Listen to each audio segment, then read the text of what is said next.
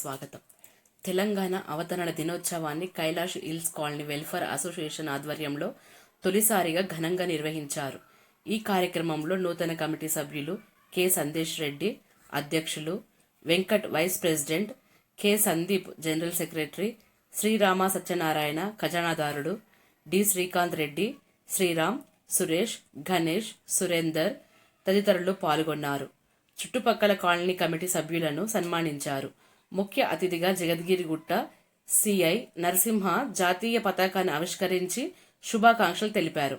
Colony ప్రజలు ఉత్సాహంగా పాల్గొని అభివృద్ధికి కలిసికట్టుగా పనిచేయాలని కమిటీ పిలుపునిచ్చింది.